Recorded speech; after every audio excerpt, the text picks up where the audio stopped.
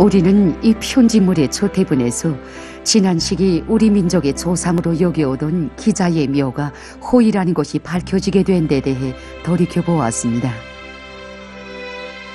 또한 1960년대 초에 우리나라에서 구석기 시대가 존재했다는 사실이 밝혀지고 단군조선의 역사적 기원에 대한 실마리를 학계가 받아하는 데 대해서 얘기했습니다. 그러나 오랜 세월 신화로만 전해져 온 우리 원시조의 실제성을 증명한다는 것이 그리 쉬운 일은 아니었습니다.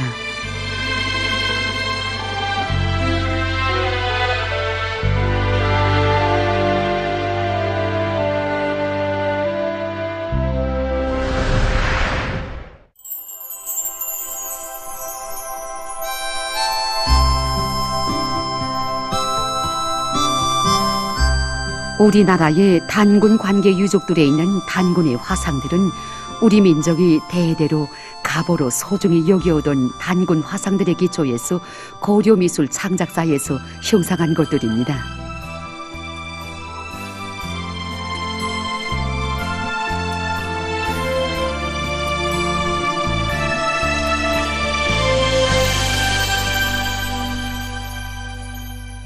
우리 고려미술 창작사는 전국의 절 유적지, 박물관을 비롯한 민족유산 보호 부분에서 제기되는 역사물들을 창작, 제작, 수거하는 미술 창작기지입니다. 현재 창작사에서는 역사와 민속화를 비롯해서 단군 화상, 단군 조각상들을 많이 제작하고 있습니다. 역사 기록에 신라 시기 활동한 화가 설교에서 많은 기록 자료들이 있습니다. 황영사그 벽에 그의 말에 의하면 설고가 일약 유명해지게 된 것은 그의 솜씨가 뛰어난 데도 있었지만 불교가 성행하던 그 시기 부처보다 단군의 화상을 손유장 가까이 그려 사람들에게 나누어 주었기 때문이라는 것이었습니다. 당시 부처나 불교 그림인 탱화보다 단군의 화상을 집에 간수했다는 것은 우리 민들 속에서 단군에 대한 숭배심이 얼마나 높았는가 하는 것을 잘 알 수 있습니다. 신화적이라든가 이런 그 그림은 대체로 이게 머리깔 같은 걸 녹색기가 들어가고 녹색으로 그려주고 이렇게 수염을 이렇게 섬세하게 하지 않고 양식화적으로 이렇게 돼 있는데 그 설고가 그린 그림은 실제 사람의 수염처럼 이렇게 다 형상했단 말이에요. 그 다음에 이 눈이라든가 귀라든가 보게 되면 다 실제한 사람이 그 모습을 그대로 형상한 거 보고 우리는 이게 신화적인 인물이 아니고 실제 사람을 형상했구나. 이처럼 옛 기록들과 자료들에도 단군이 실제한 인물이었음을 보여주는 요소들이 있었지만 이것은 어디까지나 유력한 물질적 증거로는 되지 못했습니다. 단군은 과연 자기의 실체를 어디에 묻었을까? 그는 정녕 신화적 인물이란 말인가? 1980년대까지만 해도 학계가 주목을 돌린 단군조선 연구의 중심지는 묘동 지역이었습니다. 1960년대 초부터 진행된 이 일대에 대한 발굴에서 우리의 고고학계는 고조선 시기의 특징적인 면모를 갖춘 대노예주의 무덤 형식과 청동제 무기류들을 수없이 찾아내게 됐습니다. 이러한 성과들은 기원전 10세기경에 발전된 노예 소유자 국가 고조선이 바로 묘동 지역을 중심으로 해서 세워졌을 수 있다는 추측을 가지게 했습니다. 이러한 가설은 1990년대 초까지 계속 학계에 지배했습니다.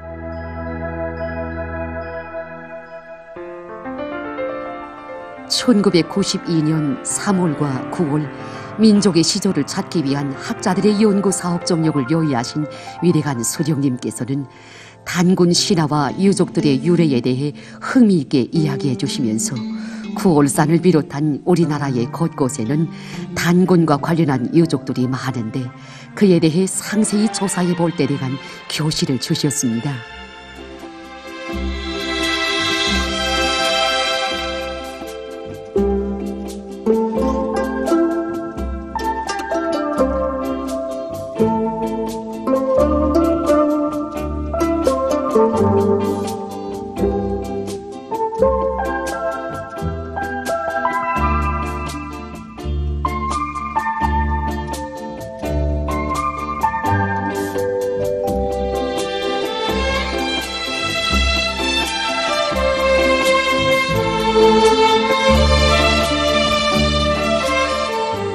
매양산이 예로부터 명산이라는 것은 이 피속에 있는 자료를 놓고도 잘 알 수 있습니다.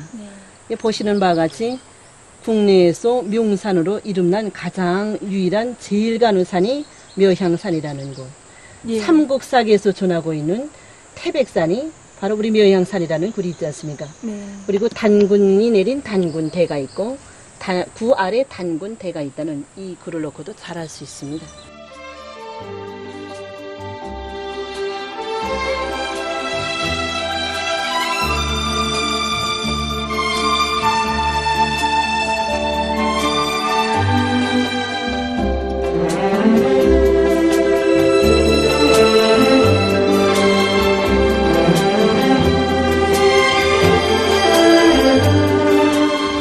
위대한 장군님께서는 단군에 대한 문제를 과학적으로 이렇게 해명하시기 위해서 우리나라에 있는 단군과 관련된 이런 그 지명들, 유적들, 뭐 유래, 전설 뭐 많습니다. 이런 것들을 도시군별로 전국적으로 동세지에 장악해서 사전도 만들고 그다음에 다중하게 보고해서 분석 연구할 때 대해서 이렇게 현명한 가르침을 주셨습니다. 단군에 대한 이 연구 과정에 이 강동에 와서 이 지명조사를 이 오학자들과 역사학자들이 했는데 이 과정을 통해서 단군이 실제한 인물이라는 것을 다시금 뚜렷이 확증할 수 있게 되었습니다. 그게 이제 이 강동에 나와서 조사하는 과정에 이제 이 단군이 이 발자국이 있다고 하는 이 림병대, 이 단군묘 딱 앞에 있습니다. 그리고 이제 그 단군이 이제 그 무술을 닦았다고 하는 홍산, 이 단군이 너무 무술을 닦아서 이 나무와 풀이 자라지 못해서 이제 이 붉은 흙이 보인다고 해서 이제 홍산이라고 했고, 또 이제 단군이 이제 그 첫 나라를 세운 이 소식을 알린 이 내용이 이제 전설화되어겠고서는 이제 쌍계봉, 이 닭이 울었다고 하는 이 내용을 담아서 이제 이 쌍계봉 전설이 담겨져 있는 이 지명도 발굴을 했고, 이 강동 일대에서 지명 조사를 하는 과정에 이 강동과 송촌 일대에서 단군의 역사적 이 내용이 담겨진 이 설화들에 담겨진 지명들을 많이 확증을 하게 되었습니다. 1990년대 초에 이 위대한 스님께서는 저희 아버지를 몸가까이에 불러주셨습니다.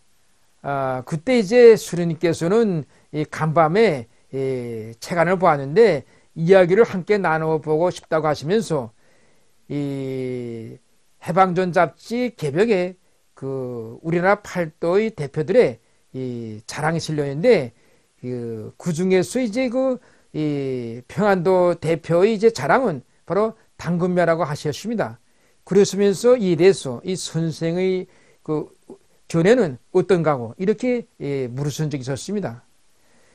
그런데 그 당시 그 저희 아버지는 이 고선의 수도를 여동지방으로 이제 주장하는 이 학자들 중에 한 사람이었기 때문에 그에 대해서 이 올바른 이제 보고를 드릴 수 없었습니다. 위대한 수련님께서는 지난 시기 우리민들이 욕대로 이 단군묘에 제를 지내왔고 또 일제 통치 시까지도 그 객원 사업이 진행되는데 이와 관련된 그 자료가 어떤 것인가고 이렇게 또 다시 물으셨습니다. 이에 대해서 이제 그 아버지는 강동에 단군묘가 이제 있다고 하는데 이미 오래전부터 외놈들이 도구는 탓에 그에 대한 자료가 별로 남은 것이 없다고 이렇게 이제 보고 드렸습니다. 위대한 수령님을 몸 가까이 모시고 사업한 전하철 동지는 이 시기 어버이 수령님으로부터 직접 강동군에 나가 단군릉의 존재 여부에 대해서 확인할 때 대한 과업을 받고 이곳에 왔던 때를 감회 깊이 추억하고 있습니다. 전하철 동지의 말에 의하면 문흥리의 온후한 농촌 부락 한가운데서 주인 없는 묘를 하나 발견했는데 그 묘 옆에서 놀랍게도 일제 강점 시기 애국적 자산가들에 의해 세워졌던 단군릉 기적비가 발굴됐다는 것이었습니다. 강동군에 단군릉이 있다는 사실을 알게 되신 위대한 수령님께서는 매우 놀라워하시면서 그것을 전설로만 여기고 관심도 돌리지 않고 보고조차 하지 않은 일꾼들을 되게 나무라마시면서 1993년 1월 8일 단군릉에 대한 역사적인 발굴 사업을 진행하도록 하시었다고 합니다. 1993년 1월 8일 단군묘에 대한 역사적인 발굴 사업이 진행됐습니다.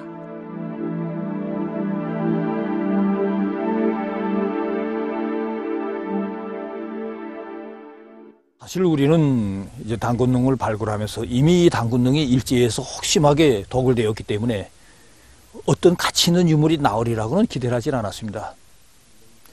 그저 무덤 형식이나 확인하고 축전연대가 언제이겠는가 하는 걸 이제 알아보고 또 왜 이 무덤이 단군릉으로 불리어 왔겠는가 하는 까닭을 해명하는 데 도움이 되는 어떤 실마리라도 얻으면 다행이라고 생각을 해댔습니다. 그런데 발굴 과정에 뜻밖에도 이제 남자 여자의 수십 점에 달하는 팔다리 뼈들이 발굴되고 거기에서 이제 금동왕관 세음 장식을 비롯한 여러 유물들이 이제 발굴되었습니다.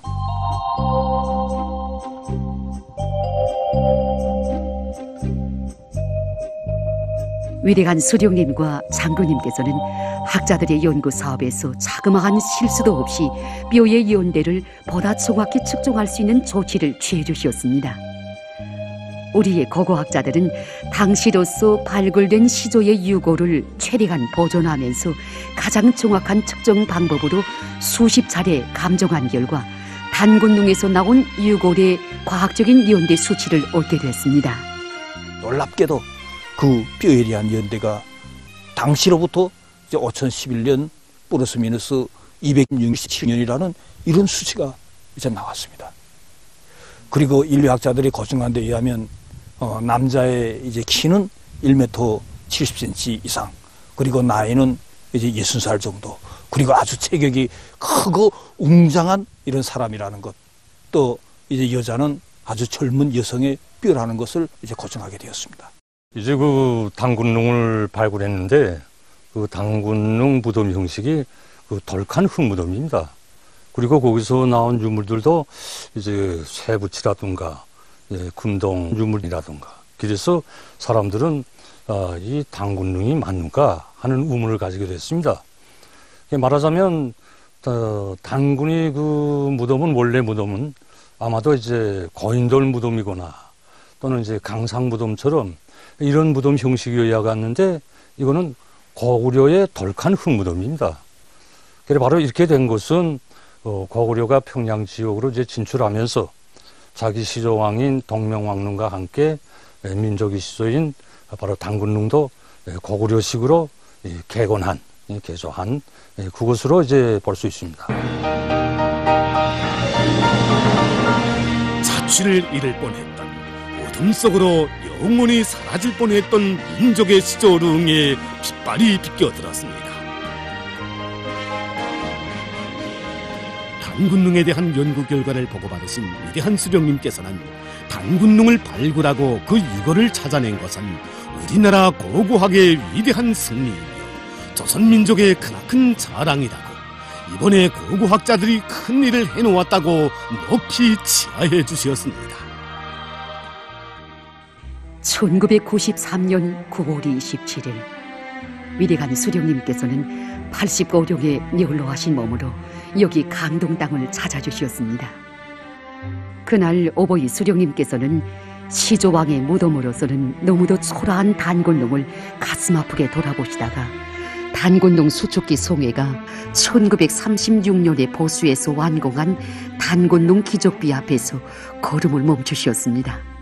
수령님께서는 민족주의자들이 단군릉을 지켜내기 위해 단군릉 수호회를 조직하고 돈을 모아 릉을 꾸리고 단군의 기적비도 세웠다고 하는데, 단군릉 수호회 회장이었던 김삼존이 비록 대지주였지만 단군릉을 꾸린 것을 보면 조선민족의 넋이 살아있다고 하시면서 그를 애국자라고 높이 평가도 해주시고, 조선민족은 원래 굴하지 않는 민족이라고, 단군릉에 있는 이 기적비가 일제식이 세운 비속이기는 하지만 그래도 역사 자료로는 되니 잘 보존할 데 대해 당부하셨습니다.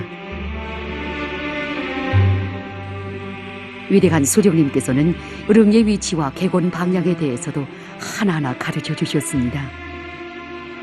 그로부터 며칠 후에는 단군릉 개곤을 위한 관계부문 일꾼 협의회를 몸소 조직 지도해 주셨습니다. 그날 협의에 참가하신 어버이 수령님께서는 단군능을 빨리 개건해야 한다고 하시면서 참가자들에게 안을 말하라고 하시었습니다. 그때까지만 해도 역사 전문가들과 관계부문 일꾼들은 동명왕릉과 왕권왕릉처럼 단군능도 흙무덤으로 해야 한다고 생각하고 있었습니다. 하지만 수령님께서는 단군능은 원시조의 무덤인 것만큼 무게 있고 위험 있게 돌무덤으로 해야 한다고, 다른 왕릉들보다 더 크고 웅장하게 세우자고 하시었습니다. 수령님께서는 단군능 복구위원회에서 구체적으로 협의하여 단군능을 민족의 건국시조의 무덤답게 잘 꾸려야 한다고, 단군의 생일날인 10월 3일에는 준공식을 할 수 있게 공사를 내밀 때에 간 과업을 주시고 공사에서 걸린 문제들을 일일이 풀어주시었습니다. 바로 여기가 문주입니다. 이 문주를 어떻게 세우는가 하는 것은 우리 시조왕의 그 특성을 어떻게 밝히는가 하는 데서 매우 중요한 문제로 됩니다. 때문에 위대한 수령님께서는 이 문주를 당시 그 거대 건축의 하나였던 이런 손돌 형식으로 하는 것이 좋겠다고 결시하셨습니다. 그래서 지금 이와 같이 5개의 양옆에, 동서 양옆에 5개의 손돌들을 가져다 세움으로써 오늘 우리 단군능은 거대 왕 또 시조 왕의 그 릉답게 아주 그 웅장하고 그때 당시 그 역사가 이게 반영될 수 있게끔 건설되게 되었습니다. 단군능 건설안이 마감 단계에 이르렀을 당시 이 4개의 아들상과 그리고 8개의 신하상들은 모두 이 릉 앞에 함께 넣기로 되어 있었습니다. 그래서 1994년 그 7월 6일 경제부문 일꾼 협의를 지도하시던 어버이 수령님께서는 휴식 시간에 이 단군능 최종 형성단을 멈춰 봐주시고 나서 이 릉 앞에 덜 조각상들을 함께 배치하면 릉이 잘 보이지도 않고 또 저잡한 감이 난다고 하시면서 이 4개의 아들상은 그대로 두고 또 신하 조각상들만 단군능에서 올라오는 계단의 좌우에 차례로 배치하도록 하여 주셨습니다. 또 그리고 이 릉 앞에 비파형 단검과 망주석의 위치를 바꾸어서 우리 거대 유물인 비파형 단검이 부각이 더 나게 하고 또 봄조각상과 비파형 단검 사이에 간격을 두도록 이렇게 결세하셨습니다.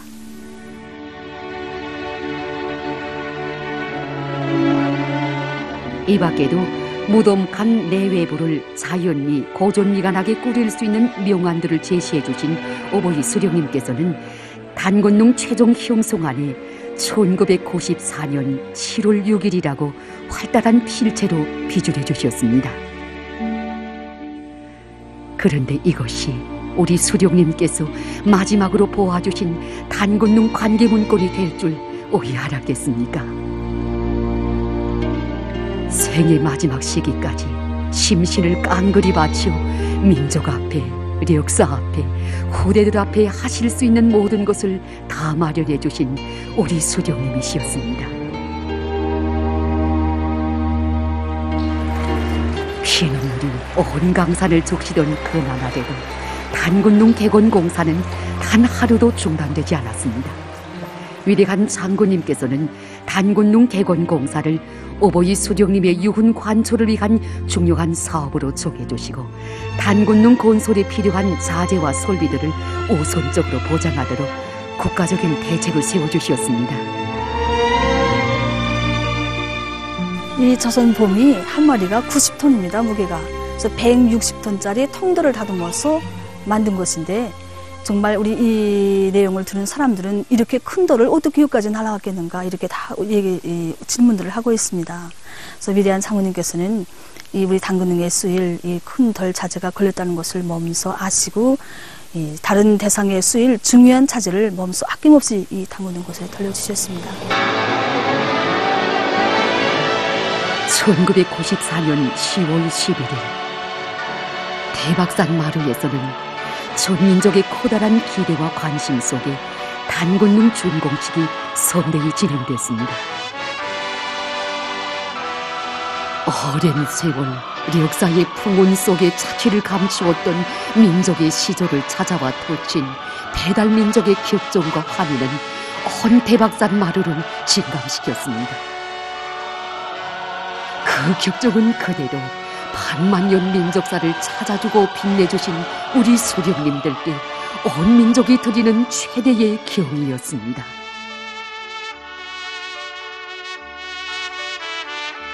지난 4월 21일 날 제가 주성님하고 인터뷰에 그 마지막이지만은 여하튼 그때 제가 처음 이 단군능에 대한 그 역사적인 그 발굴 과정과 쭉 한 그 확인 과정 등등을 저는 그때 인터뷰 때 주성님한테 제가 말씀 들었습니다.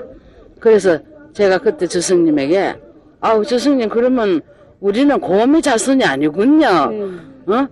야 그러면 이제는 고미 자손이 아니라는 걸 가지고 저희들은 여하튼 세계망방에 그동안에 왜곡된 역사를 우리는 이 진실한 역사를 사실에 입각해서 모르는 사람 우리 국민들 세계 국민들에게 알린다는 것 이것이 우리의 사명 아닙니까? 참 이거는 앞으로 우리 민족이 계속되는 한 영원히 우리 지금 민족 5,000년을 하지 않습니까? 그 이후 5,000년, 10,000년이 돼도 이거는 남는 것입니다. 그 에집트 피라미드도 남고 있지 않습니까? 근데 그만큼 우리 김일성 주석께서 이렇게 해주셨다는 것은 이거는 우리 민족으로서는 김주석이 영원한 은인이라는 것이죠. 그렇게 생각합니다. 그러니까 사실상 그 대를 이으신 그 김정일 원수께서 이거 지도를 하시지 않으면은 도저히 이렇게 할 수는 없었던 것이죠. 그거는 뭐 사실이죠. 이렇게 우리 조상을 못 찾고 있다가 우리 경애하는 주성님께서 원시조를 이렇게 찾아주셔서 참 이렇게 거대한 그 단군의 묘를 이렇게 건축한 데 대해서 참 이렇게 경의를 표합니다. 그리고 우리 해외 교포들이 또 이와 같은 뜻깊은 행사에 우리를 초대해 주시고 그리고 이와 같은 거대한 그 건축을 단시일 내에 일으켜 주신 친애하는 김정일 선생님에게 감사를 표합니다.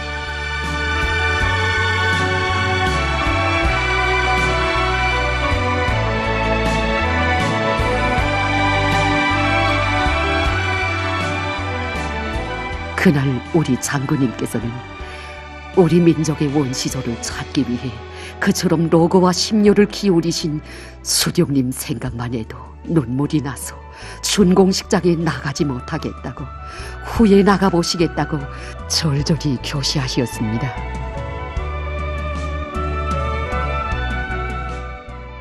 그로부터 며칠 후인 1994년 10월 29일 위대한 장군님 조용히 여기 대박산 기술굴 찾으셨습니다.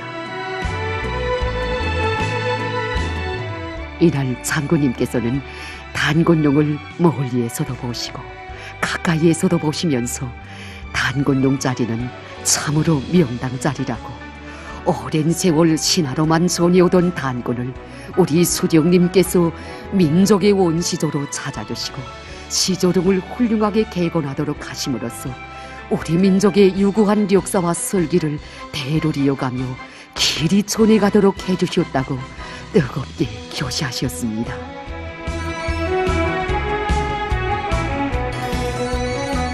단군룡 발굴에 이어 평양 일대를 중심으로 단군조선의 국가적 성격을 더욱 뚜렷이하는 위력한 증거물들이 연이어 발굴됐습니다.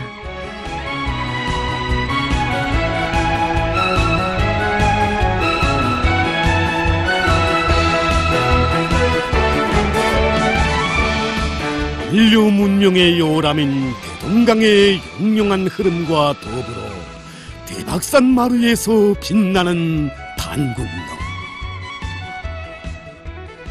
그것은 지나온 반만년의 역사와 다가올 무궁한 민족사에 도리는 20세기의 기념비였습니다. 세계를 둘러보면 자기 시절을 신으로 내세운 나라 민족은 많지만 우리처럼 자기 시조의 실제를 찾아서 역사패 내세운 이런 나라와 민족은 오직 우리밖에 없습니다. 이는 단군 조선의 대동강 문화가 인류 문명의 앞장에 당당히 서 있음을 또렷이 확증해주고 있습니다. 우리 민족의 시조 단군. 그는 오늘도 이 땅에 아침을 불러온 저기 저 언덕에서 우리에게 새겨주고 있습니다.